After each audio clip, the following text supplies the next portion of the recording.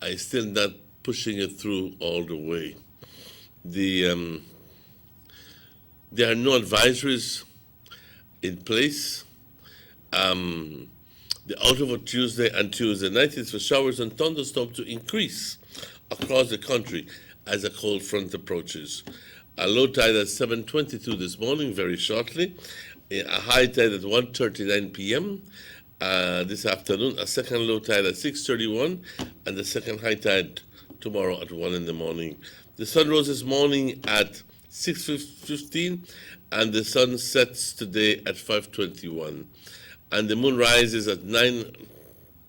The moon sets at 10:14 this morning, and the moon rises at 9:57 tonight. Thank you, Francisco Wellington, for that information. Muchas gracias, Francisco Wellington.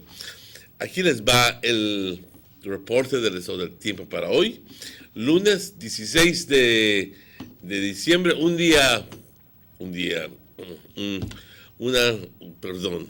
escasos una semana con 3 días o 2 días antes de la Navidad, pongámoslo así. La situación general, condiciones relativamente húmedas e inestables controlan nuestro clima sobre Belice hoy durante el curso del día. Para las siguientes 24 horas estará nublado con algunos chubascos y tronadas aisladas ocurriendo más sobre la costa y luego sobre la porción norte del país, y luego disminuyendo por la noche. Los vientos del este-sudeste, 5 a 15 nudos, el estado del mar moderado. No hay advertencias, no hay ninguna nota de cautela. ¿Qué se espera para mañana martes y martes por la noche? Algunos chubascos o tronadas aumentando por todo el país, y como un frente de frío se va acercando. Y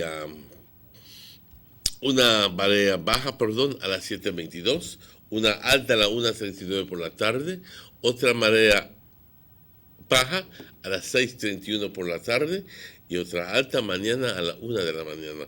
El sol salió hoy a las 6:15 y el sol se oculta a las 5:21.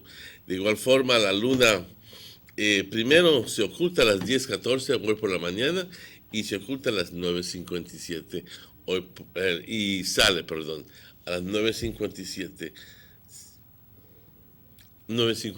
por la noche. Gracias, Francisco Wellington, por esa información. Recordándoles de que este jueves y este viernes empezamos programación especial aquí en el Sugar City Morning Show. Y continuando el lunes y el martes antes de la Navidad. Por favor, no dejen de ver Sugar City Morning Show, porque tenemos muchos regalos, muchos premios, pero en especial para la gente que vive en el norte Orange Walk North Division.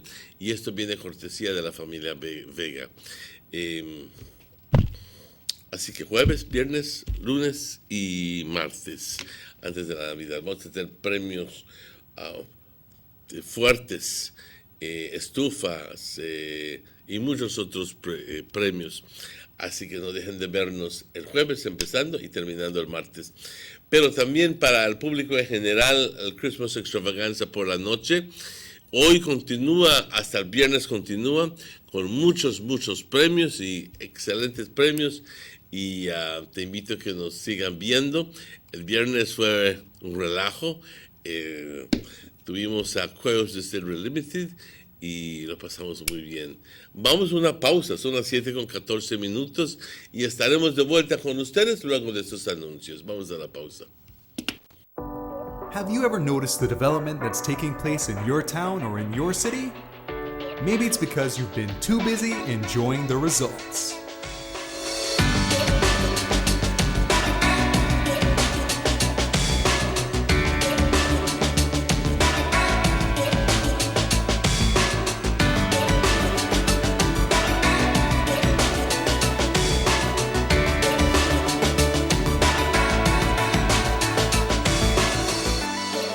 More for Belizeans, more for Belize, the government of Belize, moving Belize forward. Take a journey with us to endless possibilities. Our future as a country is now. Diginet Boost is countrywide. Taking Belize into the future. A nationwide technological evolution. As the most advanced fiber connection, Diginet Boost is a step forward into a modern world. Belize is powered by Diginet. Diginet Boost, now available countrywide.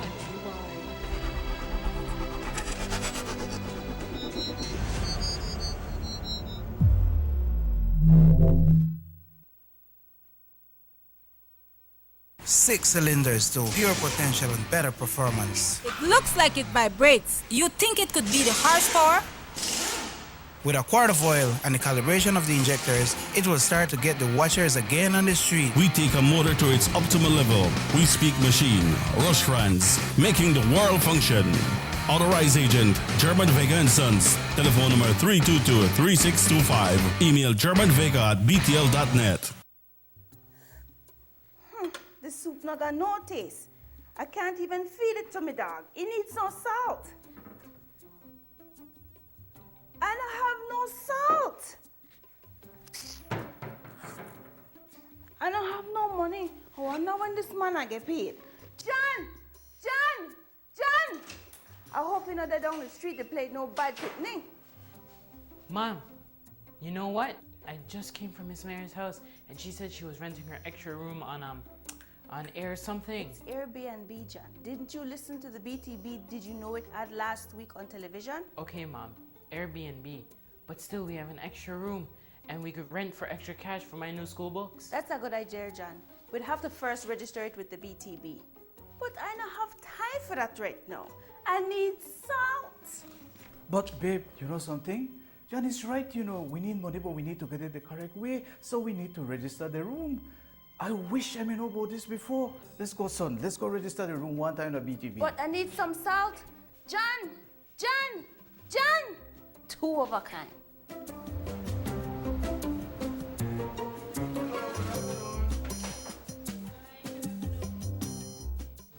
Did you know that if you own or operate a tourist accommodation, such as a room in your home for cash purposes to any guest, local or foreign, regardless of its location in the country, or if you're registered or advertising such room or property with any booking engine or marketing platform such as Airbnb, by law, you must register with the BTB. If you fail to do so, you commit an offense punishable by fine or imprisonment. For further information or assistance, please contact the BTB at licensing@BelizeTourismBoard.org or telephone 227-2420. You can follow us on Facebook too.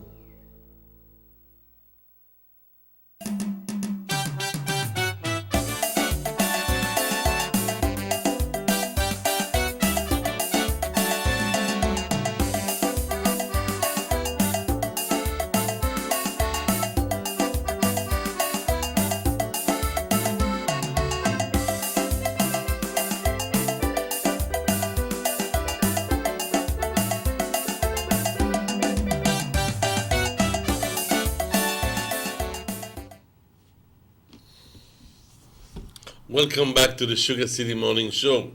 Bienvenidos de vuelta al Sugar City Morning Show. Estamos transmitiendo en vivo y en directo desde Nortevisión, aquí en la avenida San Lorenzo en Orange Walk. Good morning. Please join me this morning in saying good morning and welcome to our good friend, our co-host, Mr. Robert Chucky Usher.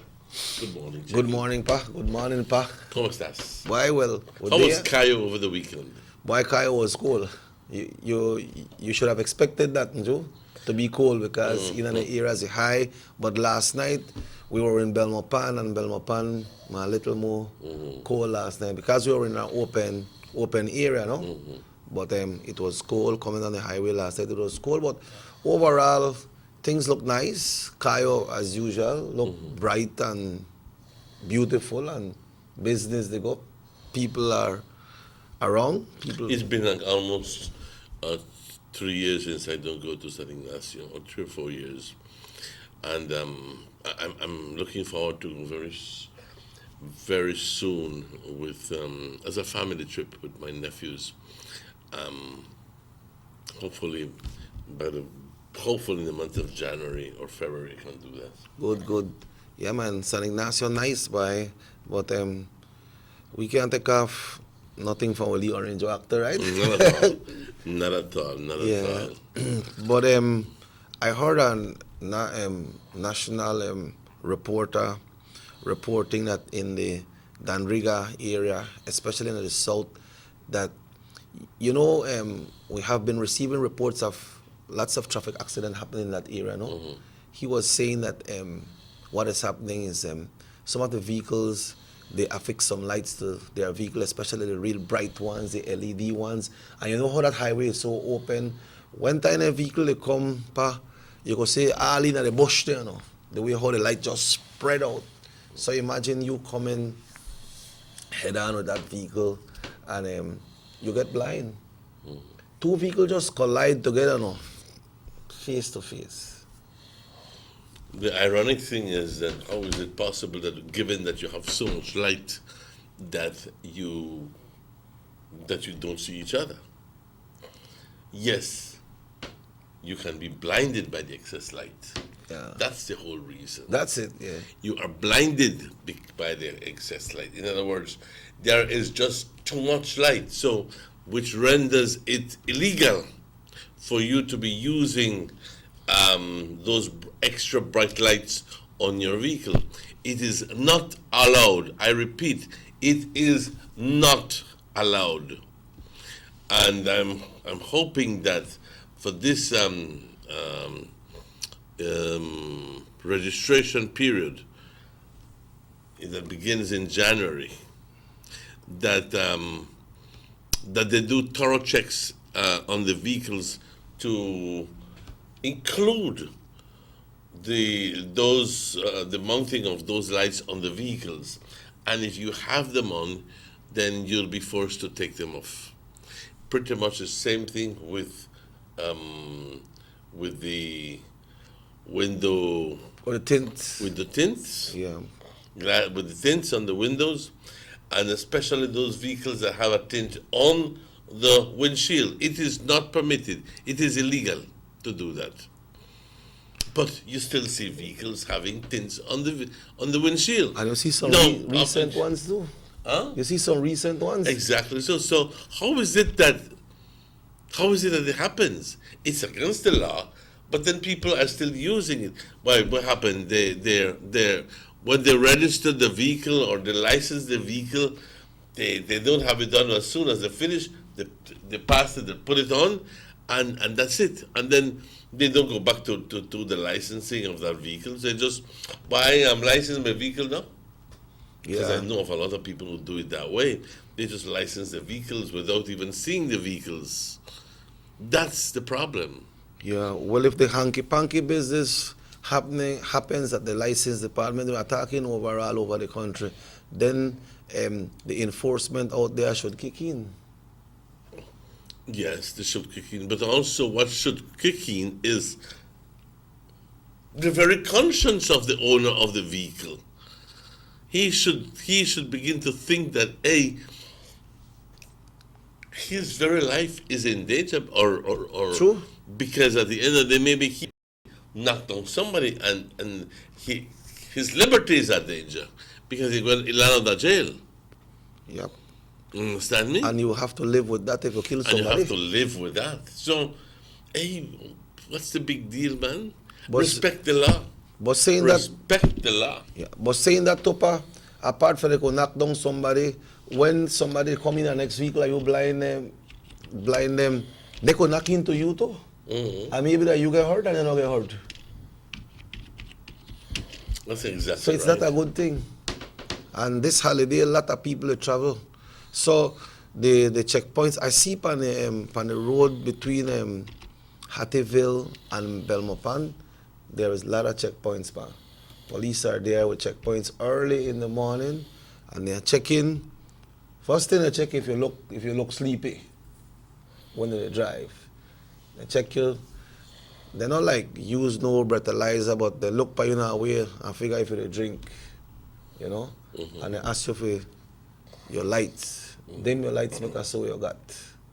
you know. I gather that some policemen are doing exemplary Yes, work. man, yes. Exemplary work, commendable work, and treating the people with respect. And hey, man, you know, it's for your safety that we want to ask you to please take care of. Adhere to the rules. Adhere to the rules. Hello, good morning, Sugar City Morning Show. Yes, hello. Check it. This is Mr. Bennett. Yeah, Mr. Bennett, good morning, brother. Season greetings. Same to you. Mr. Martinez, season greetings to you too. Same here, thank you very much. I just turned on my TV and I kind of heard you mention something about the LED light. Yes. Is there a program on to enforce that? I myself have LED lights on my motorcycle, which I only use when I'm going to the villages. I come to other villages at night most of the time. You're my neighbor, right? Yes, sir. You're my neighbor. I don't see you using it in town. No, I don't. I have a special switch for it in town. That I use it when I'm on the road. On the If you are on the road and you have a vehicle approaching, what do you do? And when you have it on, do you take it off? I usually turn it off. I have a separate switch for it. Okay, good. Because it's illegal. I have had the commissioner of police tell me personally here on this show. You remember? Yes, yeah. That it is illegal to use. And that's a new commissioner. That's Mr. Williams. Mr. Williams. Tell us personally here on the show, Mr. Martinez, it is illegal to use those extra LED lights. What would they do about the? Because like I said, I usually am on the road at night, and I meet a lot of vehicles with the LED lights, but most of them it's ready-made. The vehicle comes with the LED light. True. So, how would they? I don't know if any vehicle comes with the bright LED lights that we're talking about. Well, I think what he is referring to because I don't think that the steel beams in front come with the big LED lights that you can use on the road. No, sir. Those are normally placed in Chatomal. They go put here in Orange Walk. They go put there, no? Or here in Orange Walk. But no vehicle comes out of factory with a light so bright that it will harm the oncoming traffic. None of them come like that. But you see, it's not designed for like our country where it's a two lane. Yeah, true. Road where you meet head-on vehicles. Those other vehicles in those other countries, like for example the United States, Mexico, and some of the other larger countries, they have freeways, so you never meet. They're one way. Well, you never need those bright lights in the first place. Yeah. Somebody told me that no, it's only when you go on the off roads. Coming with LED. But they're coming with LED as a sealed beam, as a beam, the one in front. But that's a different story. There's a differentiation between what comes of factory, but the factory vehicles do not come with the lights that are so bright that it affects oncoming traffic. No, sir. So then, would our vehicles have to remove? They need to remove those lights. Those if they have put right. The commissioner of transport, Mr. Galvez, he spoke on a police checkpoint show, and he said that you can affix those to your vehicle with a special permission from the commissioner. Like, let's say, like if you have a ranch and you have to go there at night, or Mr. Bennett who travels on the road. Yes, and then you could only use it at the specified point that's on your permission that you are given. Okay. I didn't know that one. Yes. You get a permit from the commissioner. Mr. Martinez, you would be surprised what I meet sometimes on really, boy? The road. You would be surprised sometimes what I meet on the road from Orange Walk to other Spanish or to San Felipe. I have met cattle on the road. I have met vehicles and trailers just parked not off the shoulder on the road. I have come close to running into the back of a Mennonite cart without any. Yeah, then a duck. I understand, Mr. Bennett. Yeah. I understand perfectly. With the LEDs that I put on my motorcycle, when I have those on, I can see not just in front of me, but above and beside, because it's more like a flood headlight. And that is good. When a vehicle is coming, I turn it off. And that is good. And that is good. As long as, if there was some sort of light that would be as bright as it is, as you mentioned it is, but which wouldn't harm oncoming traffic, then that it would be perfect. But unfortunately, the brighter your light is, the more it affects the oncoming traffic. Okay? Now I see, right, you know that we gather sometimes right over by the restaurant by Felipa, Yes, and to eat, and we see the number of vehicles at night that have on these bright lights, and some of them are coming down Otrobenke Road with 4 or 6 of them all lit, and it goes like, you don't see a vehicle, you just see a big blob of light. Yeah. That's true. That's true. So, Mr. Bennett, you feel like if you never had that LED affixed to your motorcycle, it would have affected you on the highway? If I did not have it, I'm next to 100% sure I would have been a statistic already. I would have been in some type of accident already. The field of view that it gives me is amazing, right? As opposed to the yellow beam that comes with this motorcycle. But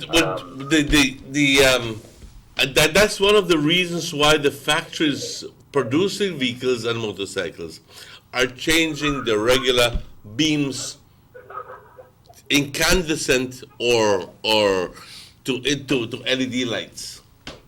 But because some of them are available in different potencies, then many times all it takes is to replace the bulb from a 40-watt bulb, and you know a 40-watt LED is very bright, and put in the same socket a 60-watt. Yes. Which the procedure is very, very simple. So the person may claim that, hey, these are the original thing, but no, it's the potency that is the what is it called? So they just replace the bulb? Yes, they just replace the bulb. Yeah. So you may, as long as you say, well, this me, and I'm glad to hear, sir, that it benefits you strongly. It's just that, and I'm also very glad to hear from you that when you have oncoming traffic, you take it off, or slow down sufficiently. And I wish that other people would be like you, because that would be the right thing to do. But other people are not as considerate, sir, and they just blast their way through right in on the road. They don't worry about They you. don't care if they blind you or not. That's true.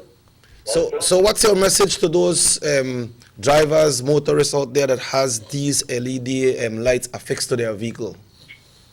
My message to them, because I do understand the need for brighter lights, it's just that they need to be courteous, and they need to, because sometimes I'm signaling pickup, and sometimes it's the trucks that I meet on that road to dip their lights. And some of them, they bring it down, and as they get close to me, it's like almost like it's a big joke for them. They put it on back. Each other, they put it on back. And I don't know, it's a matter of courtesy. And but it's going to be hard to regulate it. My point is, though, I would want to see the time that they're going to regulate it and have people be taking it off. That is across the board, and you don't. And I didn't share this with much people. I'm not into posting things on Facebook that much. But I met a checkpoint. When I got to this checkpoint, I told him I was stopped by the police officer, and he told me that they have a problem with my light. So I told him, what's wrong with my light? I told him I have it on the motorcycle, but I don't use it in town. So I told the guy, the police told me to pull over to the side, and he took a picture of my driver's license, that he said that I asked him why he's doing that. He said so that if he come across me at another checkpoint and I have the lights on, then he already has my license number and he's going to take action. I told him, but while we are standing here, I told him, I am looking at vehicle after vehicle, including taxis and the bus, passing with LED lights. I said, and you're not telling anybody else anything. Why is it that you pull over a motorcycle that has one LED light, a small LED light, but the vehicles with big LED lights on them pass through the checkpoint? So I told him, this is my problem. If there would be a law coming in place or a regulation, you say it's already law, but an enforcement, and they say they're going to enforce it, it has to be that the officers will not decide, I'm going to enforce it today. I see maybe Mr. Bennett coming, I'm going to stop him and give him a ticket, and then another vehicle passes and it's nothing, and then tomorrow it's nothing. It's kind of like you mentioned the thing. Like many other things, sir. I'm sure some people already got tickets. Like many other things, along with dark things, and who haven't been sanctioned or even warned. Yeah, it should be across the board. I agree with you, but unfortunately, with that part of the application of the law, we cannot speak on. And I'm just hoping that like you correctly said, that it is equal. It's across the board.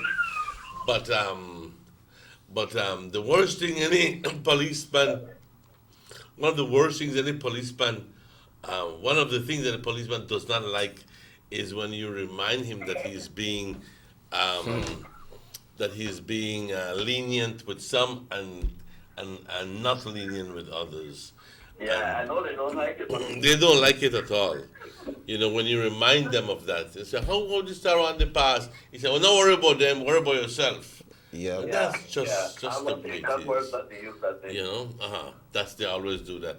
But tell you what, the law is the law, sir, and we need to go by the law. Let our conscience be our guide, and it seems to me that you are doing it pretty well. As soon as you see a vehicle coming, you out your bright lights, but you do need your lights, like you said, because if it weren't for that, you would already been at a statistic. I can understand. I can see through that. Yeah, and sometimes on a road where you go up and got so heavy fog. That's exactly right. But and I was just hoping that people would be. Thank you for calling, sir, because you are my typical example for the day. They are the one who should be as conscientious. They should be as conscientious as you. Thanks a lot. I will hang up. Thank you very much. Yeah, you're welcome, Mr. Bennett. Greetings to you all and to everybody. Same here, Vecino. Same here. Thank you. Yeah. Okay then. Bye-bye. Yep. See, and that is the thing that is happening, Mr. Martinez, because like I told you about what's the national reporter were doing on a national radio, reporting from the south with these same points that he's talking about. And I experienced it for myself, especially coming from San Ignacio at night. That road there almost finished, and people got on their bright lights and then they move so fast. Now when you get on the road from Belmopan to Hattieville, especially on Saturday mornings when we're coming in, they got so many vehicles, and I don't know if they wake up late or if they need to reach one certain spot. And sometime when they meet the big bus, then they go. They're well bright up. Mm-hmm. They want to go early in the morning, they're well bright up. You see in the bush, so like you just get blinded. So I just hope that enforcement will come very soon, and it will come strong, and it will go across the board. Across the board, okay. Well, let's take a break. We're going to take exactly 21 minutes before 8 o'clock. Vamos a una pausa con las 8:21. Si quieres contribuir, 302-2170, ese es el número para llamar. un tema bastante interesante. Yo sé que muchas personas ya tienen puesto estos en sus vehículos, la gran mayoría de gente, y quizás hasta no quieren llamar porque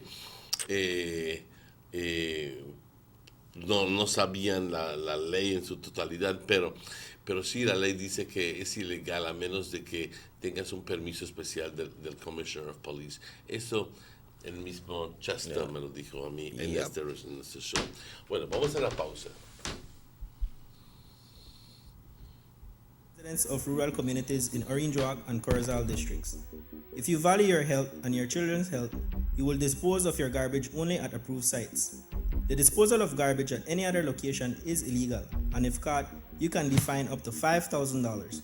If you don't get caught, you can still suffer health impacts caused by these illegal sites, because illegal dump sites harbor pests such as rodents, possums, and mosquitoes that carry diseases. These can transmit those diseases to you and your children. In addition, the garbage you throw away illegally can contaminate water bodies near your community, the same water bodies you might use for recreation or other purposes. Only with your help can the Department of Environment ensure that Belize's development is safe for present and future generations. You can also contact your local village councils or Belize Solid Waste Management Authority for more information. The Department of Environment thanks you for your help.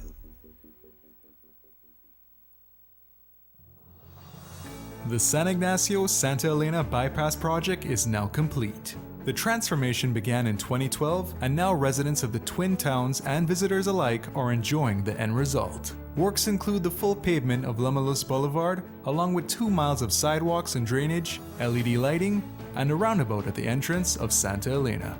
The Twin Towns now boast the longest and widest bridge in Belize, immune to flooding from the occasional rise in water levels of the McCall River. A bypass road was also built linking the new bridge to Joseph Andrews Drive, which was rehabilitated, as well as 1 mile of pavement, a median, and 2 miles of sidewalks and drainage. This was all done to the tune of $34.8 million. But that's not all. The project was extended due to savings from the successful execution and implementation of the initial scope of works. Now over 2 miles of additional roadworks will commence, including George Price Avenue, Liberty Avenue, and the George Price Highway between Three Flags and Hawksworth Bridge. The government of Belize, moving Belize forward.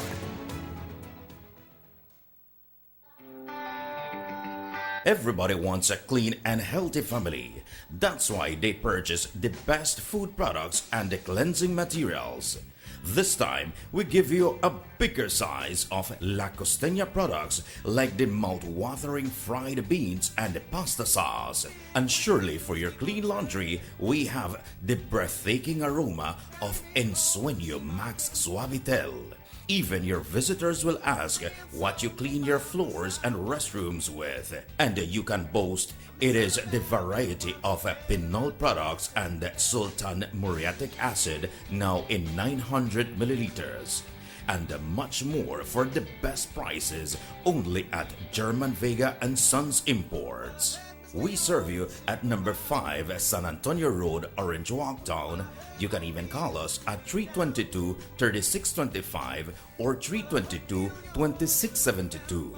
Or you can even send us a fax at 322-2571 or email us at germanvega@btl.net. German Vega and Sons Limited, because we care for you. The ongoing technological evolution constantly transforms the way we live our lives. The introduction of our national fiber network creates the opportunity for Belizeans to live the digital lifestyle. Today, Digi is proud to introduce Dana, Belize's first artificially intelligent automated assistant. Dana is the modern customer service experience. Available 24/7, Dana can provide Digi prepaid and postpaid customers with directory information, credit and plan balances, product and promo information, and more. Just talk to Dana. Want to check your credit balance? Ask Dana. Hey Dana, what's my credit balance? New Digi promotions? Ask Dana.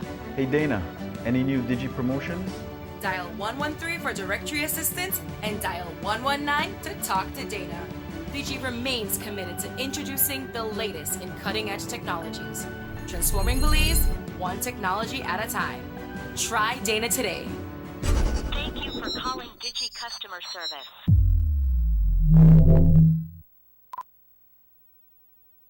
Motor 5.0, 4 válvulas por cilindro. Todos quisiéramos una. Como que no agarra, ¿no?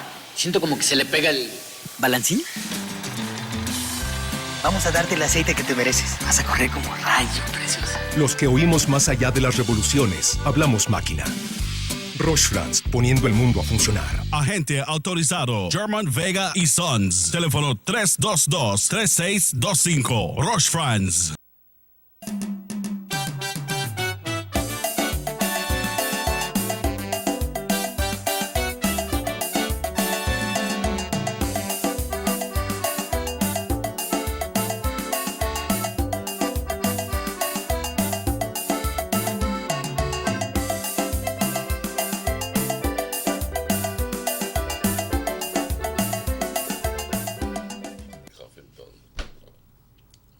Welcome back to the Sugar City Morning Show.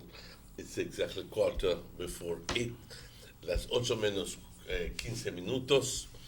Bienvenidos de vuelta al Sugar City Morning Show. Para aquellos que nos acaban de sintonizar, muchas gracias por su sintonía y aquí desde muy temprano enviándoles saludos a todos, especialmente a los que están cumpliendo años. Hoy, 16 de diciembre, muchas felicidades de nuevo con el señor Chequi. Estamos hablando acerca de la situación,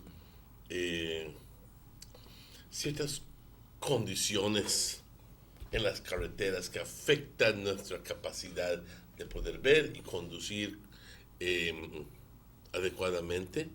Y esas son esas luces que los vehículos han estado, los dueños han estado instalando en sus vehículos o en sus motocicletas y que son por su gran mayoría completamente ilegal, porque se han dado cuenta que sí, el beneficio es para ti, tú ves muy bien, pero afectas fuertemente la visión del individuo que está delante de ti, el que viene, el tráfico que viene hacia ti, lo dejas sin poder ver. Y eso es lo que se determina posiblemente uno de los factores que hay tantos, posiblemente unos factores que tenemos tantos accidentes. Pero queremos saber acerca de tu opinión. Hello, good morning, Sugar City Morning Show. Good morning. Buenos días. Previously, I've called this television station and complained about camouflage uniform being sold openly throughout the country, no? Mm-hmm. And as far as I'm concerned, I was in the armed forces of Belize. I was in Belize Defense Force. Previously, I was in BVGs. And I know for a fact that camouflage uniforms are illegal in the country of Belize. Right? There is a law that you cannot, if you're a civilian, you should not use a camouflage uniform. Right? But I saw on social media these 2 bandits or 3 bandits that were in Guinea Grass, right? And the surveillance that they post, you can see these guys in camouflage uniform, yes. Right? Yep. Posing as law enforcement officers and go and stealing, right? So let me interject you as a person who has been involved. How is it possible that people can get these camouflage? Come on, Mr. Martinez. I can send to any used clothes vendor in Orange Walk Town, and you can get that. If you go right now by where A&R was, right? The old A&R, not the one, the small A&R on that street. They have an individual. They have a stack of uniforms, and these are American issued uniforms, right? They're original uniforms. But then how did they come into the country? That's my question. They come in as used clothes, right? But it is illegal to have them selling it, right? What I'm saying is illegal, right? And our forces know it, our police officers know it. They should be getting this thing off the shelf because criminals are buying this stuff and they're posing as officers of the law and committing crime and giving a bad face to the armed forces of Belize. You see where I'm coming from? Mm-hmm. They're using this and they say, oh, the BDF, the thief. But they're using uniform that it is legal. It is very illegal in our country. And our armed forces, our police are not doing their job as far as I'm concerned. Because they're still on the shelf. They're still being sold. So, sir, may I ask you another question? So, if it is illegal, but it manages to come in through the used clothing, so the persons who sell used clothing should be advised by the authorities that if they, when they come up with soldier clothes and so forth, that they should report it or they should take it to some entity. Don't put it on their shelves. Don't put it on the shelf because it's illegal. Do you know if anything like that has happened? I cannot say what happened, but I'm just saying that there is the law. And what I'm saying is that the law is not being enforced. That's not what I'm saying, right? I don't know what they're doing, but what I'm saying is that there's the law, and the law is not being enforced. If I can recall, probably about last year, they had a big issue where they had some Mennonites that bought used military gears, I think from the British or the PDF, whatever. But they were smuggling through the border. I think you can recall it was on news. Yeah, right? I'm a big boss. It was destroyed. It was taken off from it was destroyed. Right? Yes, I remember that. So that's what they need to do because these criminals are using these kind of clothing to commit crime, man. Right? And our law, I stress again, our law enforcement officers are not doing their job. Because if they pass by a shop and they see this uniform being hung for sale, they have the authority within the law to get these clothes off the shelf and destroy them. That's the law. So why don't they? Right? What's the procedure when you're in the BDF for someone to have those clothes? When you're in the BDF, you can wear them while you're on duty. Off duty, you cannot wear them, right? If you're in the volunteer element, likewise, right? When you're leaving the armed forces, when you're retired or you're leaving, you resign or your time is up, you deliver everything issued to you. Okay. From a spoon down to your boots, you deliver back to the armed forces. You come out with nothing that belongs to the armed forces, right? Nothing that is military. What if only the knowledge that you gain? What if you took it? You went home in your clothes, and like many times you got wet. You hang it on the line, and bam! Next morning it's gone.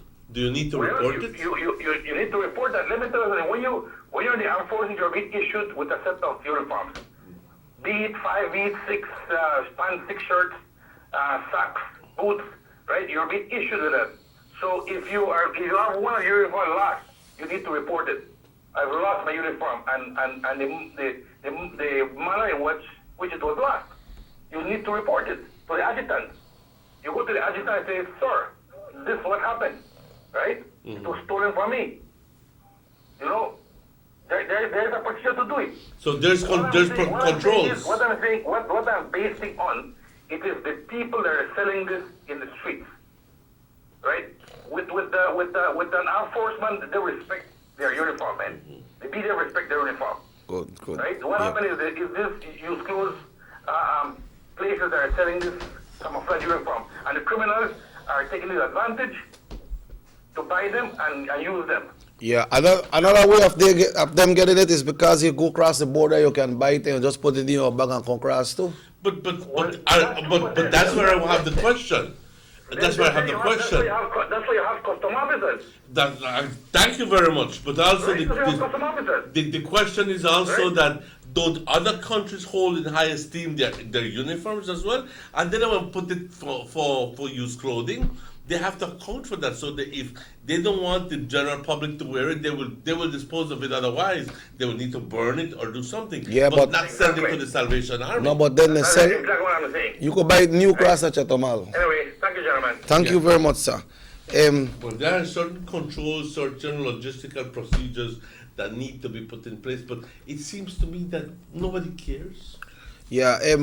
We will be shortly. We'll be going to a report from the Honorable Gaspar Vega. But this incident that this caller talked about is something that happened in Guinea Grass. I believe it was Friday night. I know. Tell me about it. You know, and when the police or the authorities went out to search, they found these persons. We understand it was 3 of them. I'm not sure if they catch the 3 of them, but like the caller alluded to, they had camouflage suits. They had gun and they had bullets. Were they asked where they got their camouflage suits? That report not come out yet. And they had the amount of money. Some money that was stolen from the establishment. But you see, the residents of Guinea Grass, they came out in full force and they took it in their own hands. Mm-hmm. I mean, you could have passed, the people could have passed up on the street and they got on their suits there. Probably was sit there with a gun and, you know, figure out nothing because they look like police officers or soldiers. And they walk into a shop, maybe the proprietor might feel good, okay, well, it's good that the armed forces they could check and make sure everything good. But next thing when you look, they rob there.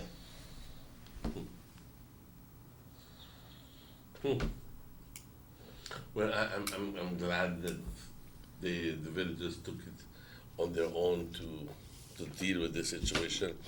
Well, tell you what, it's something that will come regardless, because if it is deemed that there is ineptitude in the police department, that the police don't do their job, at least that's the way you feel, then you will react one day when you are being when you are confronted with a situation where you need the police and the police is not there, and so you decide, pues a la madre con esto, yo llamas a tus vecinos and you go like, vamos a meterle palo a estos individuos, and you all come out and you confront the situation, and you get results. Yeah, but when you talk about the department, like there is a wanted poster out by the Belize Police Department for one Nadir Ryan Mendoza, wanted for theft. And when you look at the description of this person, his nationality is Belizean. His occupation is police officer. So the same police the thief? Well, no, this one, yeah. I understand that. What did he steal? Ammunition? Guns. You know, like one time, like this scholar said, that you sign for your uniforms and sign for different things. When you're an officer and you go out on patrol, I believe, and you are given a gun, you are given a baton. What was he issued with? Firearm. One? I understand. I was made to understand it was 3. Why the hell would he apply for 3 firearms? That's my point. Yeah, in a period of time, you know, they sign for it and they don't carry it back. Maybe when they go back, they say a clerk wasn't there. But when they sign for these... No. There are controls. Why you not bring back these things supposed to be reported back? Can we get a call there from somebody that is knows the ins and outs of the police department? When you're issued with a firearm from the police department, when do you need to hand it back to the police department? Yeah. We need to know that, because if this individual may have 3 out, then how is it that you get the second and the third one out? We need to have that. We need to have that clarified. Anybody who can give us that response, if it was indicative, this is indicative of inefficiency, carelessness, or maybe complicit behavior. I don't know, because it could be complicit behavior. Yeah, but then these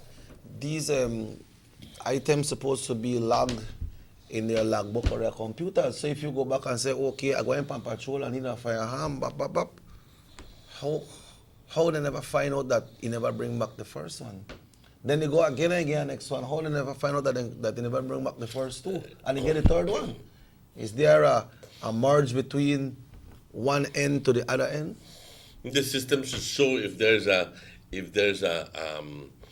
you have brought back your guns that have been issued to you, and what is What is it? It's just a book. I mean, what if you tear out the page? Huh? What if you just tear out the page like a picnic would I do? Tear out the page. Huh? Or maybe somebody could have just marked delivered. Yeah. I was at least scribbling there. Huh? What's going on? What systems do you have in place to ensure that it is exactly, that it was delivered and that there is no mistake, or not delivered and that there is no mistake? What system do you have in place? But a crucial part of this, where's the guns? He sold them. He sold them to the bad element. What do you think? Has to be. And that is bad business. That's not right, because when we hear, we always ask on the show and people ask, where are the guns coming from? Now we know. Now we know. But we'd like to get that clarified. If anybody knows the answer to that, how is it that somebody can get 3 guns issued to him? And I would imagine that after the first one, you need to explain why is it that you don't deliver the first one? Why was he issued a second one? And why was he issued a third one? What controls are in place? Yeah. Maybe a police officer is calling, is watching us, and we need to find out from you or from that officer as to what is the situation there. 302-2170. Or if not, maybe you want to send us a text, please do so. And we don't have to call your name. You don't have to call your name, right? There is missing persons report as well. Kindly be on the lookout for Damian Begal, 17-year-old Belizean of number 1 Cayo Street, Belmopan. He was reported missing on Sunday, December 15th at 8:15 a.m. Damian left home around 7 p.m. on Friday, December 13, 2019 to an unknown location and has not yet returned home. What time? What time he left? He left on Friday, December 13th. He never really said what time, but he has not returned. And he's about 5 feet 10 inches in height. He has a low haircut. He was wearing white t-shirt, 3/4 black Dickies pants, white socks, and high-cut black boots. So he's missing. And there is a next missing one here. How old is he? How old is he? How old is he? Make I go back to that. 17. 17 years old, pa. Where could he be? There is a next one here that kindly be on the lookout for Fiona Young, 32-year-old Belizean nurse of Swallow Street, San Ignacio. Fiona was reported missing on Sunday, December 15, that was yesterday, pa, at 1:30 p.m. and was last seen on Friday, December 13th, about 12 in San Antonio Village, Cayo District.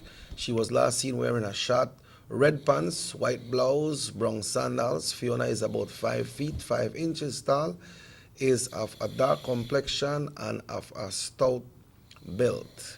So those are missing persons report there. And also a body was found floating in the lagoon. We understand that this person lived in the Pine Ridge area in Cookie Tree, and she was last seen swimming in the lagoon, and I believe it was yesterday that they found her floating in the lagoon in Cookie Tree. I don't really get the name yet, no connection, so that is all we know about it. Okay. Well, it's a pity. Yeah. You wonder what's going on. What's going on with these people? Are they genuinely lost? Are they just have they just decided to take a break for themselves and from their families, and possibly even in their own minds teach the family a little lesson, or what's going on in their minds? Most of them were missing, get a happy ending. Mm-hmm. When they discover them, it's not a happy ending. But I feel my hand right now, pa, my hand no greasy, boy. I eat one fried jack just over Yvette, and my hand no get greasy at all. Good, nice. Thanks, Yvette.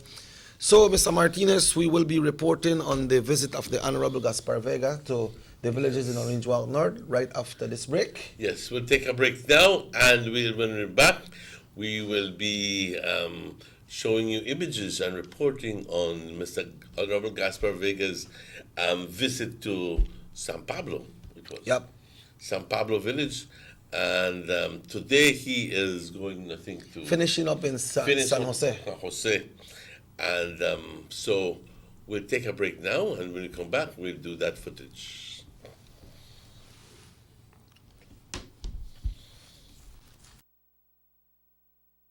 Let's go. Sa.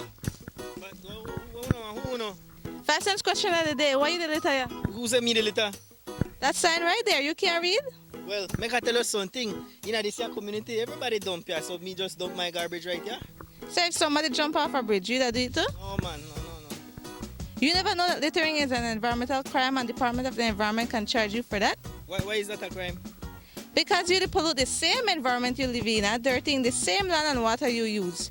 You don't even know that you dumping garbage can make you and your family sick by attracting disease-carrying pests, and the Department of the Environment just to try help we take care of the we environment.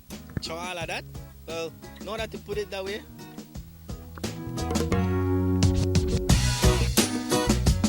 Thanks for your 5 cents, brother. That's 5 cents question of the day.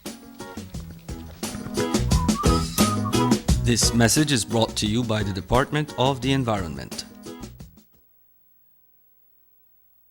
Our economy benefits when goods and mobile services get to their destination quickly. When citizens are able to travel without frustration and undue hurdles, everyone benefits as well. The government of Belize is happy to announce the imminent upgrades to the Carazal-Sartaneja Road. 27 miles of road will be upgraded to paved standards and will include the replacement of 2 ferries with new bridges. Why is it that we're going to invest in Sartaneja? Why is it that we have to take $50 million to invest in an area where we do not have a political directorate? We believe that as a government, we have to provide a service to all Belizeans.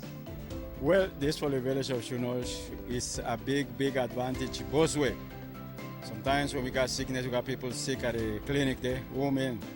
When we reach at the ferry, can't pass 45 minutes, have to wait. So now this road will benefit whole village, Sartaneja and Copperbank, and part of Progreso too. Well, it's really important for us. I know that our village is not so much developed with tourism because it's a remote village. And for that reason, we don't have a lot of tourism over there. But now with this upgrading of the road and the pavement of the road, I believe and I think that it will be much beneficial for us and for everybody. More for Belizeans, more for Belize. The government of Belize. Moving Belize forward.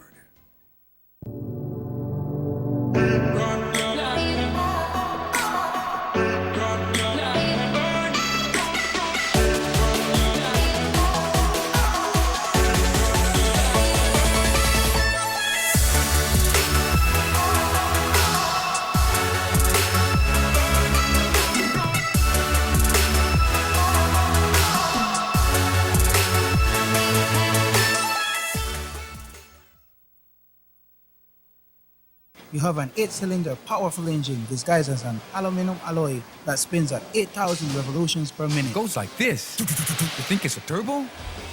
No, with a cleaning of injectors and a change of oil, you will run more efficient, my friend. For those who understand the engine like it talks to you, we speak machine. Rush France, making the world function. Authorized agent, German Vega & Sons. Telephone number 322-3625. Email germanvega@btl.net.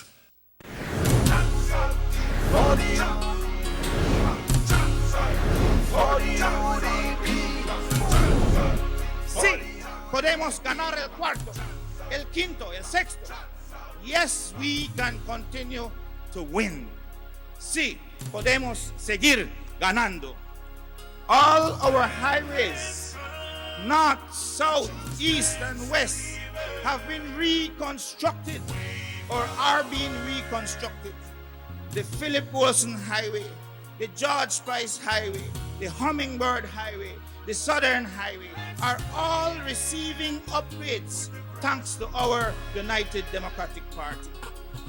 We have built schools, classrooms, health centers, clinics, football stadiums, multi-purpose centers like this magnificent one that we occupy here today. Es un nuevo día para el UDP, un nuevo día para Belize.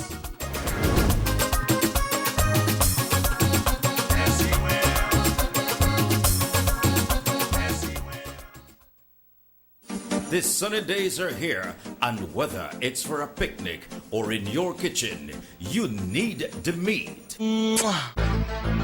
Gillette's Meat Shop proudly offers a variety of juicy cuts such as processed meats, ham, bacon, salami, longaniza, and sugar cure ham, just to mention a few.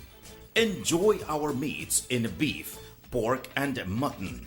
So for that healthy cut your family enjoys, visit us at number 18 San Antonio Road in Orange Walk from Monday to Friday, 7 a.m. to 12 p.m. and 1:30 p.m. to 6 p.m. Saturdays, 7 a.m. to 12:30 and 3 to 5 p.m. Sundays, 8 a.m. to 11:30 a.m. Place your orders at 322-3486 or 322-2175 or even 610-4061. Send us an email at derekgillett31@gmail.com. Gillette's Meat Shop, fresh and processed meats. Ay, qué rico. Yes, come in. Why, Sean? Joe. Long time no see. How is everything? Everything is good, man. What's the latest with you? Man, everything is good. Business is flowing. I can't complain. As a matter of fact, I'm working on a new project. Thank God you're here. Let me show you the plans. All right? These are the plans for my 5-bedroom, fully furnished apartment complex. When I tell you fully furnished, AC, hot and cold, Wi-Fi, you name it, I have it. All right? And I want to market this on Airbnb. All sounds nice, but have you started your paperwork already? Which paperwork? Joe, don't tell me you don't know. For you to market or rent any type of rooms, you have to register with the BTB, bro. It's in the law book. Wow, really, Sean? I never knew that. You know what? I finished all of my work for today. Make we go to BTB one time, go deal with this paperwork, and then after that, go take on Lee 1 too. All right, because I thirsty, but make we go to BTB first. Make we go. Did you know that if you own or operate a tourist accommodation, such as a room in your home for cash purposes to any guest, local or foreign, regardless of its location in the country, or if you're registered or advertising such room or property with any booking engine or marketing platform such as Airbnb, by law, you must register with the BTB. If you fail to do so, you commit an offense punishable by fine or imprisonment. For further information or assistance, please contact the BTB at licensing@BelizeTourismBoard.org or telephone 227-2420. You can follow us on Facebook too.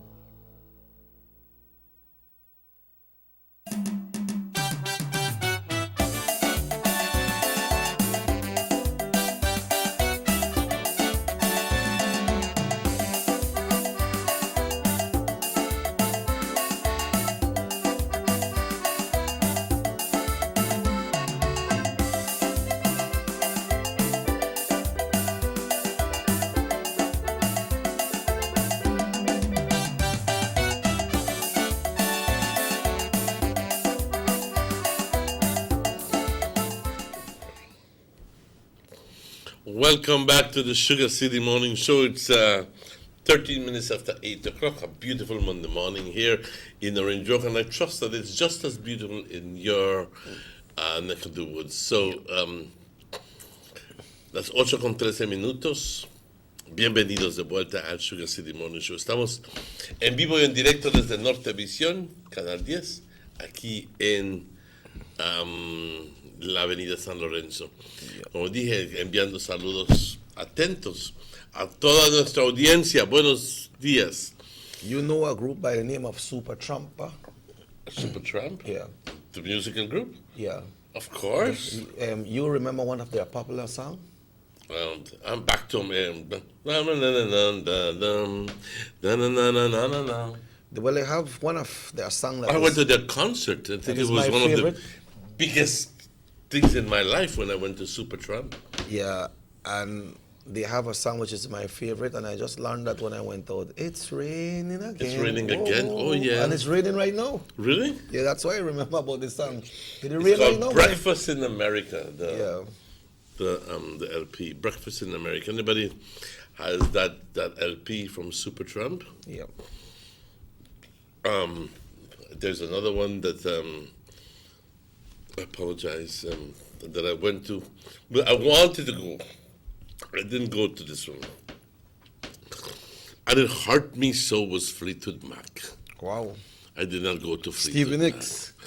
I did not go to see Stevie Nicks, although I love Stevie Nicks. I mean, I swear to God that I love that woman. Yeah. Just the way she sings. Yeah, you got a very unique voice, man. You have a voice more or less like Cher. Those type similar kind of voice. But it's raining outside right now, and we welcome the rain as well. But Mr. Martinez, the Honorable Gaspar Vega, continue with the bond of his people in Orange Walk North. That's exactly right. And last week we reported with his visit to San Antonio, Santa Cruz, and we also reported for San Luis and what's the name of the next village? San Roman. San Roman. Yeah, we reported that. I was talking to a gentleman from San Luis on Saturday, and he was telling me that they welcomed the visit of the Honorable Gaspar Vega to San Luis, y dice, vaya, el jamón tiene buen size también. ¿Yeah? Pues nos gusta escuchar eso porque a veces te dicen, te voy a regalar el jamón, y luego cuando llega una cosita así pequeña que pues es puro hueso. O una mitad. O una mitad, sí. Así que nos agrada escuchar eso. Que la gente esté contenta. Que la gente esté contenta. Pues adelante con la primera imagen para que sí podamos nosotros hablar acerca de ello. Recuerden que fue en San Pablo. That was on Friday. That was on Friday. Y luego creo que sábado continuaron entonces San José. They started San Jose already, but they will be finishing today. But ahí tenemos la primera imagen so that is del grupo. Okay. No podemos... bueno, ahí está. Una de las cosas más especiales del señor Gaspar es la amistad que trae, esa carisma que trae, que hace, que lo permite poder acercarse a alguien y abrazar a la persona y no es como si estuviera fingiendo. Es más, le nace del corazón ir a saludar a alguien y la persona pues también de igual forma pues se acerca a abrazar también. Así que eso es lo que vemos. Las familias abrazándose con el Señor, niños abrazándose con el Señor. Y la cosa es de que no es nada forzado, que ven y que yo te voy a pagar para que salga una foto, nada de eso. Es espontáneo. Es más, les nace del corazón hacerlo. ¿Ok? Y eso es muy importante. Ya luego de tantos años de estar como político, ya la gente lo conoce muy bien y ya le da los brazos abiertos y el apoyo para continuar siendo el representante en Orange Walk North. Y te digo algo, que el apoyo es fuertísimo para el señor Gaspar en el norte ahorita, es fuertísimo. Les quiero decir de que él y su familia han decidido viajar a todas las distintas aldeas y personalmente visitar a todos sus apoyantes. Está el soporte de Mr. German también. El apoyo del señor German es fuerte también. Yeah. Y esto es muy importante. Muy, muy importante. Sometimes persons are reluctant in taking pictures, pa. but we can see that these people are posing for those pictures and they look quite happy. That's exactly my point. It's nothing that is prepared for. It's not a makeup. It's a makeup thing. It's a very spontaneous, natural thing process. All right. Así que y yo soy testigo de eso porque yo cuando una vez estuve en San Antonio, pues hubo unas personas que lo querían ver y él estaba afuera sentado en el césped platicando con la gente que lo quería ver y llegaron las personas y ahí mero se sentaron y sin ningún problema. Fue algo muy informal, pero también él los trató con todo respeto y aunque ahí fuera en un banquito, pero todo estuvo muy bien. Es más, él dio su tiempo para esta gente que lo puedan ver. Yeah, and also along with Mr. German Vega and Mr. Martinez, we want to commend all the persons in the different villages that are helping the Honorable Gaspar Vega when he goes to those villages, because they don't have. Tenemos que. Porque hay grupos que van en avance de todo esto. Hay los grupos políticos que son los que preparan, por decir, la gira, por decir. Right. ¿Ok? Y, ¿sabes qué? Doña Serafina te quiere ver, Mr. Gaspar, tal, que no notan su nombre de Doña Serafina, quien sea que fuera, estoy creando nombres, ¿no? Y loco, Don Ramón te quiere ver, Mr. Gaspar, así que anotan Don Ramón. Y que el otro también te quiere ver, así que van visitando a las personas ahí, que son los apoyantes fuertes y los apoyantes normales y bueno, todo esto está bien orquestado y bien organizado. ¿Okay? Y si la gente de San José no sabe muy bien, tal vez va a decir, llegó el ministro y no llegaron en nuestra casa. San José no ha acabado todavía. No ha terminado. San José todavía va a continuar el día de hoy y posiblemente va a continuar hasta el día de mañana, porque San José es grande, grandísimo. Okay, así que no se dejen llevar por cuentos. El sábado empezaron y yo sé que mucha gente apresuradamente, prematuramente es la palabra, empiezan a decir, mira que ha habido el tal Gaspar y que no vino acá no ha terminado San José. ¿Qué espera? Que se haga todo San José en un día. Imposible. No es San Luis. Es grande. No es Nuevo San Juan. No es ese tipo de aldea pequeña que puedes hacerlo en un rato. Es grande la aldea, así que empezó el sábado, continúa hoy y posiblemente hasta mañana por la mañana. And also for the different villages, I think we still have Douglas and Nuevo San Juan. And if you are wondering if the Honorable Gaspar Vega will be coming to Ochobenque and Trial Farm, that's a yes. Eso se espera. Yeah, so don't feel like you're left out. But it continues right here on North Television Channel 10, and we start on Thursday morning, with the big giveaways. Do you have more information as to what kind of giveaways we'll be having and how is it that we're going to proceed? Well, I know you mentioned, and we know about the stoves. We'll be having stoves, we'll be having hampers, we'll be having many things to give away right here on the show. And okay, great. But you have to appear on the voters list.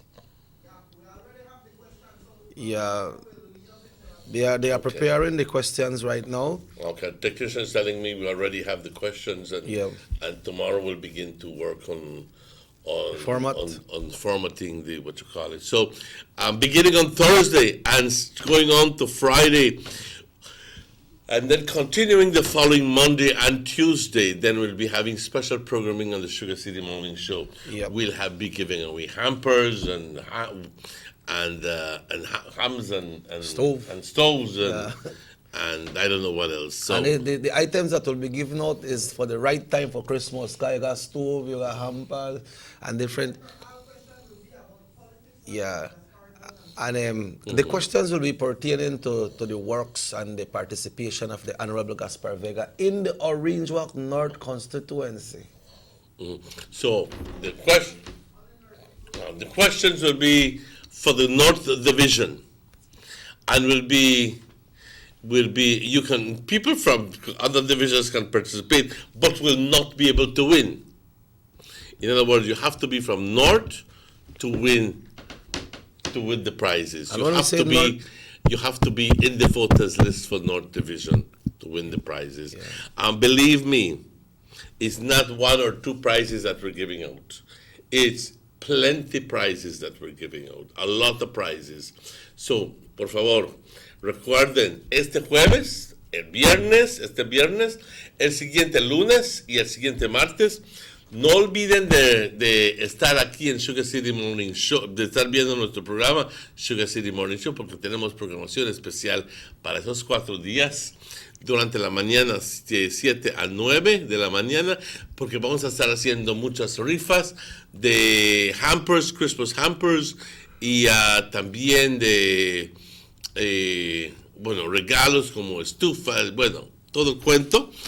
Pero como dije, tiene tu nombre que aparecer en la lista de votantes del Orange Walk North. Esto es simplemente para la gente del norte.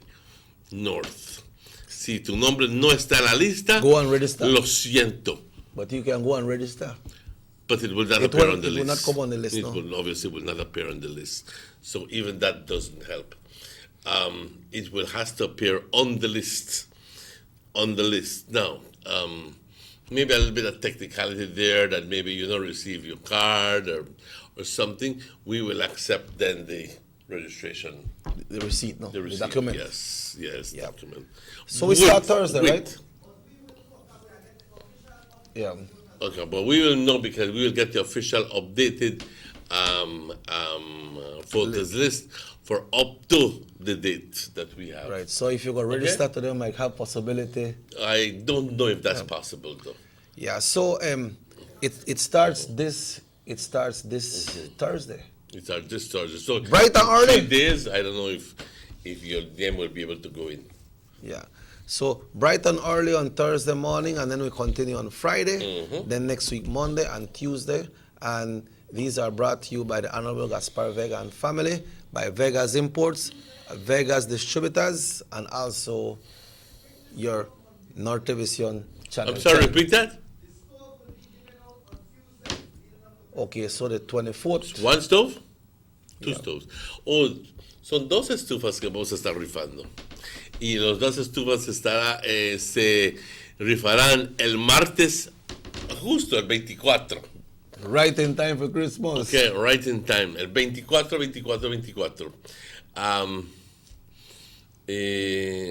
Así que eso es un regalo grande de cientos de dólares.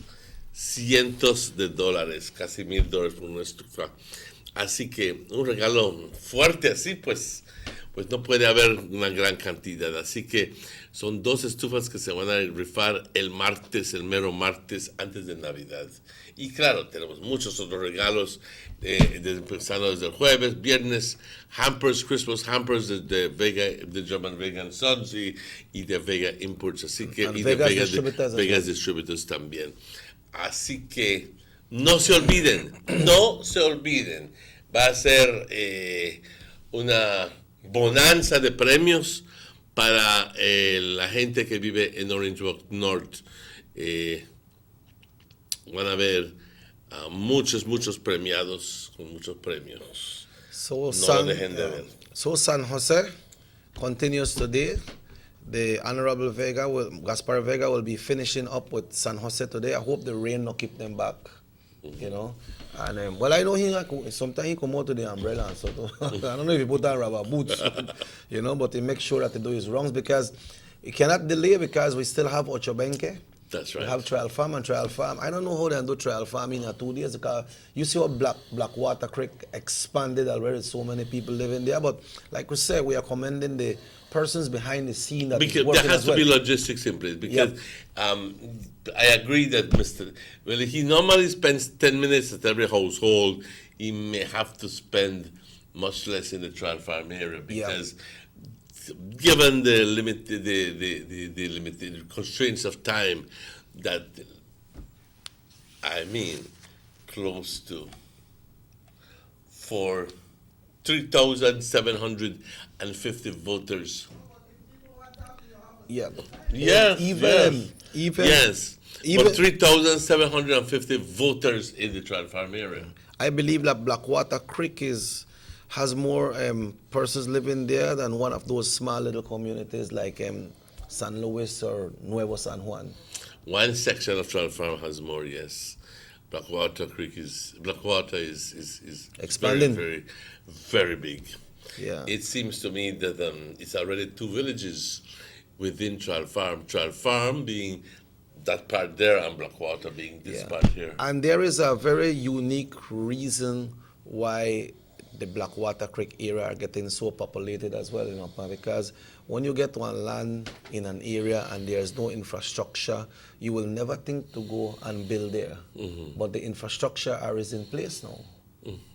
You have the lights, you have the water. There's the electrification process that has already happened during the course of the past so many months, and also the water is already in place. And well, more importantly than anything else, they have people with the titles. Yes. The titles have been given out. Land parcels have been given out to people. So there's no other minister in the history of Orange Walk that has given out as much parcel of land as has Gaspar Vega done. Okay? To the people in the trial farm area. Nobody. Es el ministro que ha dado más terreno que cualquier otro ministro en el área, en la historia. Es el ministro que se ha preocupado por la gente en esta división y es por eso que la gente, uno tiene terreno donde vivir y ahora electrificación ha entrado en esas áreas y si tú fueras por ahí, te quedarías con la boca abierta porque ya lo que antes era puro monte, ya no es puro monte, ya es calle, aunque no está pavimentada, pero es calle con gente viviendo con, luz y ya tiene agua. ¿Ok? Ya tiene agua. Así que ya se está expandiendo fuertemente esta área, pero lo necesario ya está en lugar. Ya está en lugar.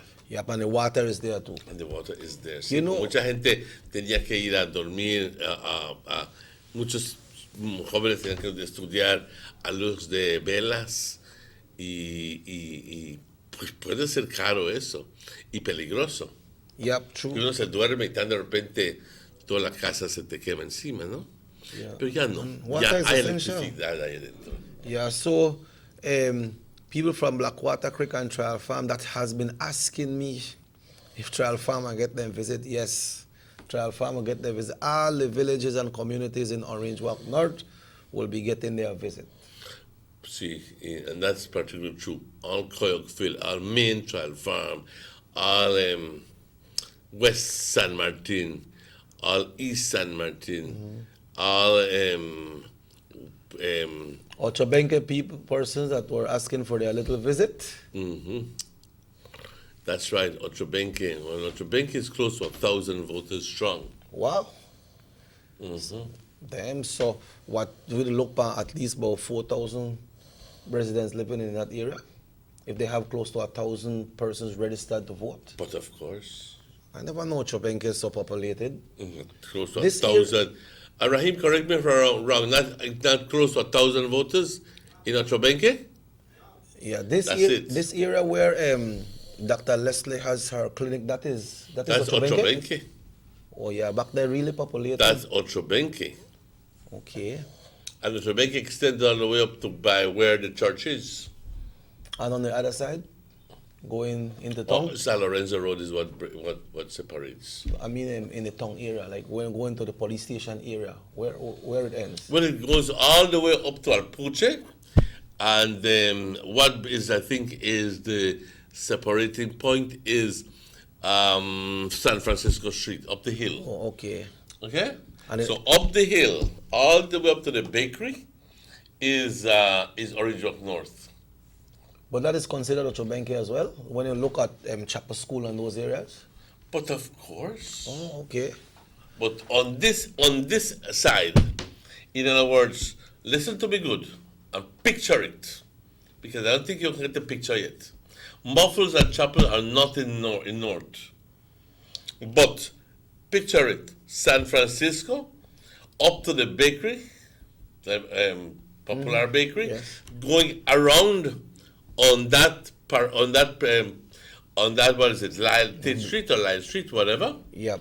Okay, by where State Street. State Street, right. So by where Mr. Blas used to live, that is that area you're talking about, where La Popular is Right now, in right? that area there, that little junction, that piece, that is north. Then it comes down where the immigration office is. Then it comes down to where immigration office is, all the way up to Past Ellis and Past Ellis, continues then on to where and then crosses the street into what is this portion of Clark, and then goes all the way down Clark Street until it reaches by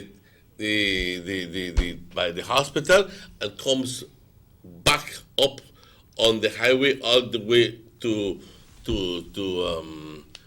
San Francisco Street back again, to Oriana, on that side. So that then on side- the other side is Alpuche all the way down to by where Dr. Leslie is. All the way down, all those streets down in that area are in the North Division. Yeah. This the Police Workers Union, they are in Ochobenke, or they are a different? Yeah, since they are across the street. They're not across the street, they are within Orange Walk North. But I say Ochobenke. They are part of Ochobenke, Police Workers Union. Yes, that's part of Ochobenke. Okay, big. It is Ochobenke. It is Ochobenke because the road does not go on the Line Street is not separating them.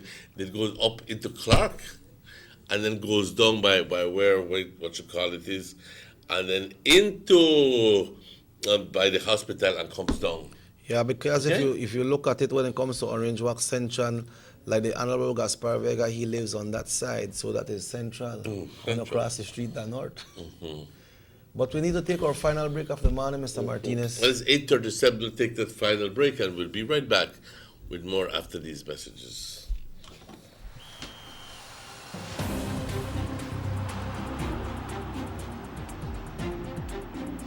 World-class spaces for Belizean athletes to thrive and fans to enjoy.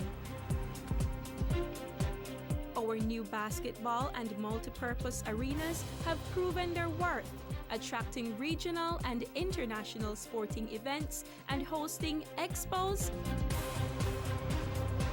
conferences, and proud graduates. Your government moving Belize forward.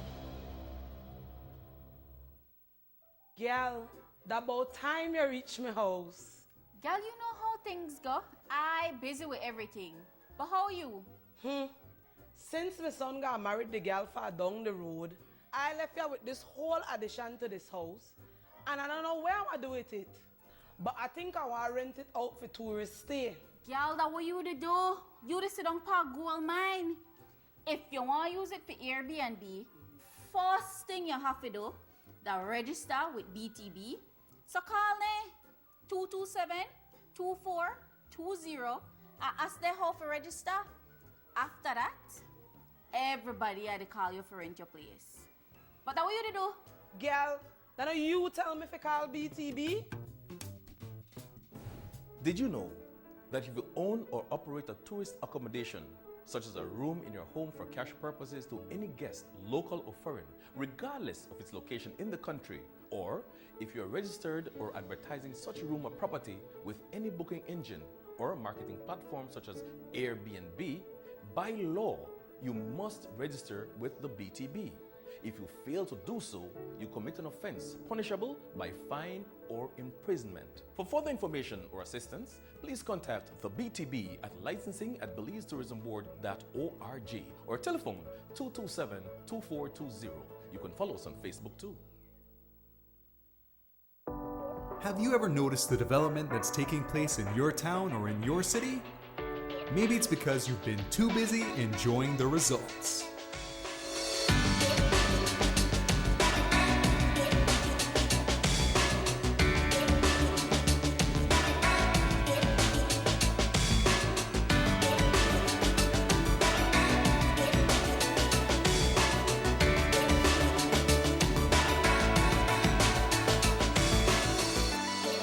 More for Belizeans, more for Belize, the government of Belize, moving Belize forward.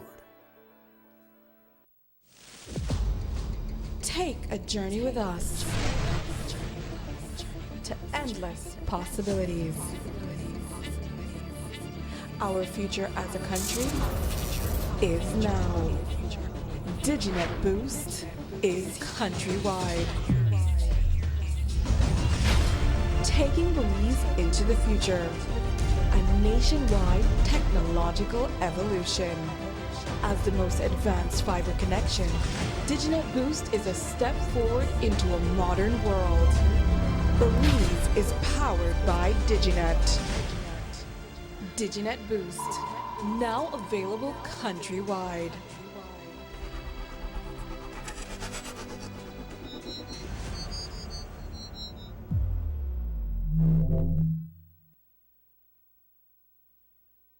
Six cylinders to pure potential and better performance. It looks like it vibrates. You think it could be the horsepower?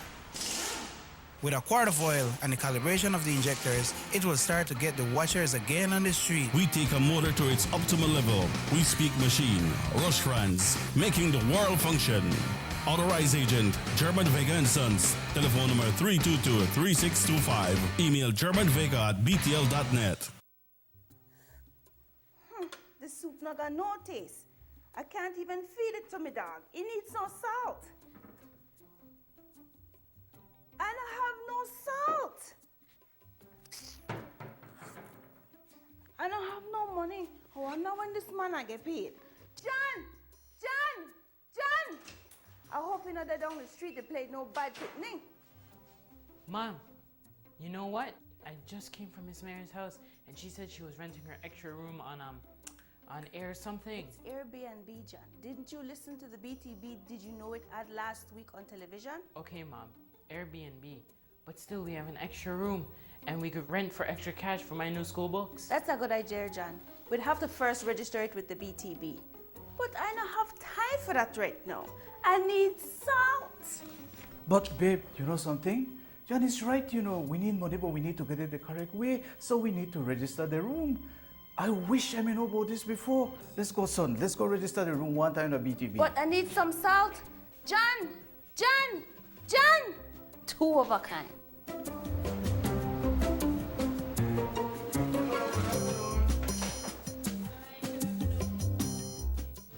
Did you know that if you own or operate a tourist accommodation, such as a room in your home for cash purposes to any guest, local or foreign, regardless of its location in the country, or if you're registered or advertising such room or property with any booking engine or marketing platform such as Airbnb, by law, you must register with the BTB.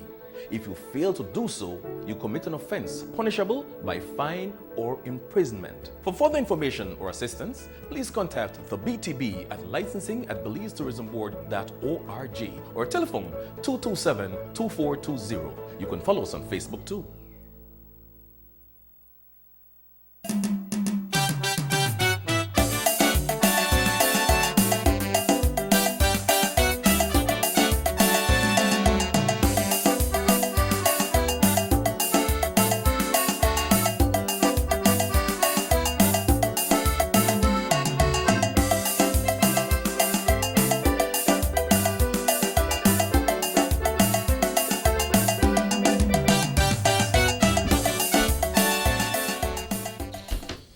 We only have 19 minutes, 16 minutes left. Welcome back to the Sugar City Morning Show. It's 8:44, 16 minutes before 9 o'clock. Bienvenidos de vuelta a este último segmento del Sugar City Morning Show, las 8:44, 16 minutos antes de las 9 de la mañana. Ojalá y su día esté desenvolviendo en forma agradable. Y como siempre digo, si no lo estás, si no está sucediendo, paciencia. No te alteres, simplemente di, voy a intentar otro día cuando tenga la bendición de Dios para que todo me salga bien. Créeme que eso es muy importante. Lo que no debe suceder hoy no va a suceder. Ni que brinques, ni que saltes, ni que hagas nada. ¿Ok? Tiene que ser cuando el de arriba quiera. Yeah, also right now we know that they have, all over the country, we have town councils, we have politicians going around giving toys and different things to different families. They are giving their hampers. But if for some case, man, you never get nothing, and you don't got no big money for buy nothing, at least try to get a nice meal, a nice food for prepare for you or your family for the Christmas. Mm-hmm. You know, especially for the kids, make them eat up a nice food. And if you don't have to sit down and sing, burritos, and you know, or say you leave, we wish you a Merry Christmas, try to make the kids feel happy and don't show them any disappointment that, hey, vinieron los politicians, no me dieron nada, fue en el party, pero no podía conseguir. Pero recordemos de que yo tengo gratos recuerdos de la Navidad cuando yo era niño y cuando fui niño. Recuerdo una vez en bajo nuestro arbolito, y siempre hubo un arbolito, aunque de unos esos de madera y con viejitos, pero siempre hubo un arbolito. Yes. ¿Okay? Y con tinsel decorado, así siempre sucedía. ¿Ok? Bueno, pero un día una Navidad llegó y solo conseguí una bolita pequeña. Y me sentí inicialmente me sentí bastante desilusionado. Tenía como 5 o 6 años y solo una bolita. Y le dije, mami, ¿por qué solo conseguí una bolita que Santa me trajo? Es que dijo que los juguetes son caros y que mi papá y mi mamá no tenían dinero para pagarle a Santa por todos los juguetes caros, que solo tenían un poquito de dinero para...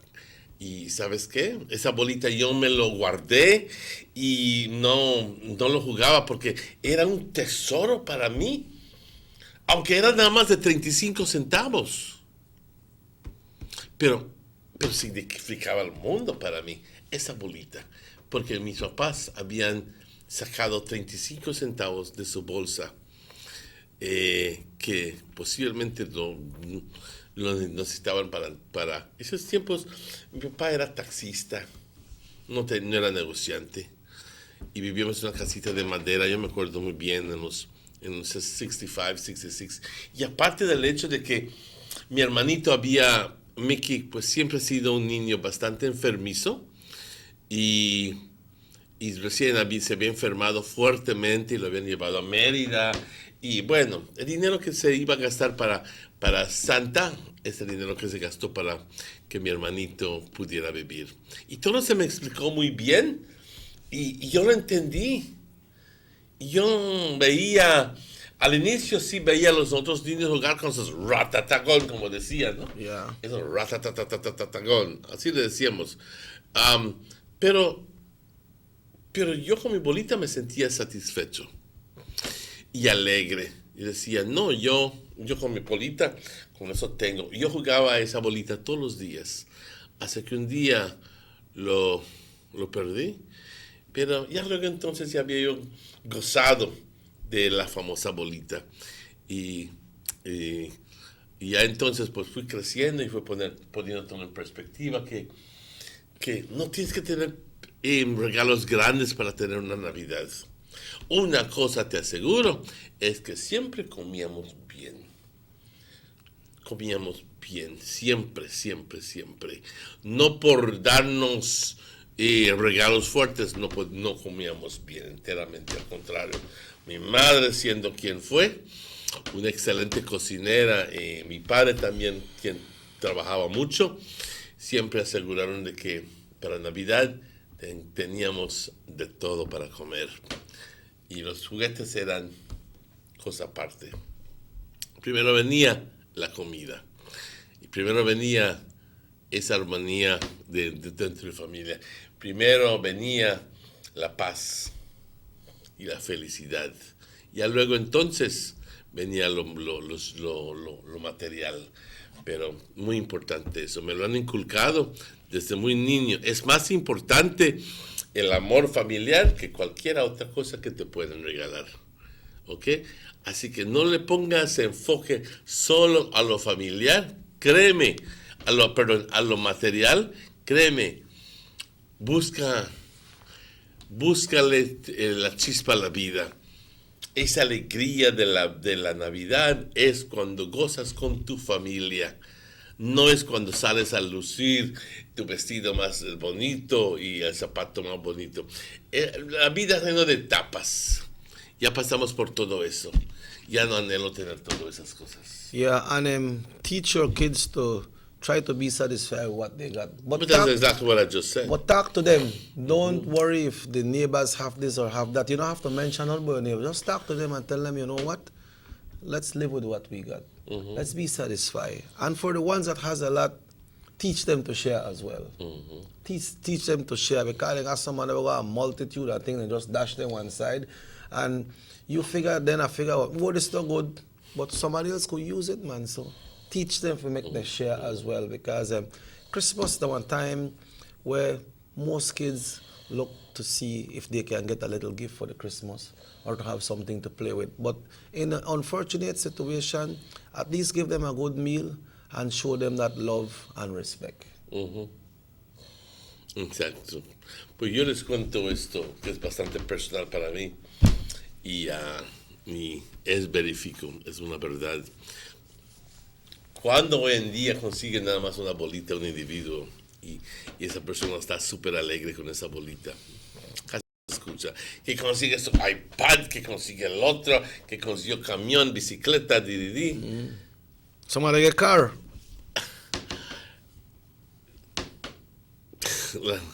Yo me quedo, I remain dumbfounded cuando escucho de ¿qué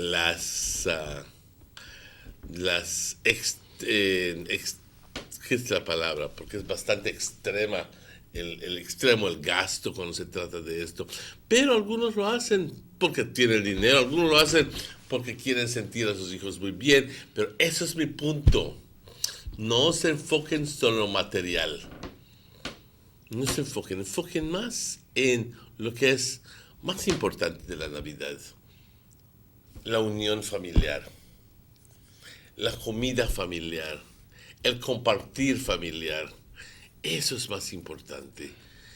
La famosa muñeca Barbie va a durar 2 semanas. Si es que dura 2 semanas.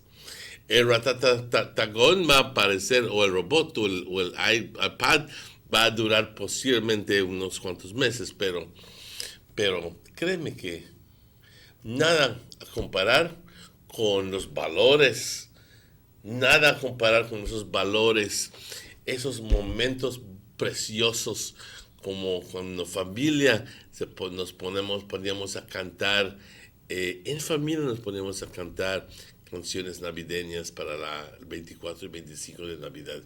No hay momentos más gratos para mí, recuerdos más gratos para mí, que estar en compañía de mis padres y de mis hermanos. Créeme, hoy me hacen falta fuertemente, pero ya es suficiente de eso. De repente caigo en llanto. Yeah, and kids don't get mad at your parents if they cannot afford to buy something for you that you want. I say the word want because it's not a need. So if they really can't afford it, cooperate with your parents and try to look on things positive. Once you get a nice meal, because they got some single mom out there, what they work by themselves, they got 2-3 picnic. How they buy toys with all of them? You know, maybe they never get none from no kind of donation. Perhaps some of them have gotten. But, you know, try show the love on kids. Please understand your parents as well. It's not all the time that you want something, they are able to give it to you. You know, and try enjoy the Christmas the best way. And remember, importantly, remember the reason for the season. That's exactly my point. Remember the reason for the season. Y por eso es de que hoy por la noche vamos a tener a las hermanas de la luz, con la señora Berta, Alonso y otra persona que no me recuerdo muy bien, hoy por la noche en el Christmas Extravaganza Show, y vamos a estar hablando acerca del mensaje del Papa para los católicos, y también hablando acerca de un poco más acerca de la religiosidad y la espiritualidad del que se debe prestar durante estas épocas. No religiosidad, la espiritualidad, es lo que quiero decir, porque uno es uno y el otro es otro. La limpieza que se debe hacer interna. Claro que todos hacemos la limpieza externa, pero muchas veces, bueno, algunos de nosotros, pero se nos olvida hacer la limpieza interna. Y todo está muy bonito, pero con los corazones podridos. Así es, corazones podridos. Y pues, ¿para qué te sirve tener todo el lujo muy bonito alrededor de un corazón podrido? No sirve para nada eso. So once again, folks, the residents of San Jose, the Honorable Gaspar Vega, will be there today to finish his rounds in giving and caring for you all for this Christmas. Like Mr. Martinez says, 8 o'clock tonight, we have the Christmas Extravaganza, production of Mr. Martinez with collaboration of Nortevision Channel 10. And that program runs up every night, 8 to 10, right up until Friday night. There's lots of giveaways, educational as well. So you're invited to tune in, and your calls will be welcome at 302-2170 for you to win a little goodie as well. On that note, this show repeats at 9 o'clock tonight. Look out for the Hot Channel 7 News at 6:30 on this same station. Mr. Martinez and Robert Cheque Usher, if the good Lord so will be back with you tomorrow morning. Hasta luego. Pues ya nos queda decir las gracias a todos. A Rahim, al equipo de producción, muchas gracias. A ti, Chequi, muchas gracias. Y a ustedes, importantemente nuestra audiencia, muchas gracias. Que Dios les bendiga. Nos vemos hoy por la noche a las 8. Y si es que no nos vemos hoy por la noche, no nos ves hoy por la noche. Primero Dios, yo estaré con ustedes mañana a la misma hora, a las 7 de la mañana. Bueno, cuídense mucho y cuídense y muchos abrazos.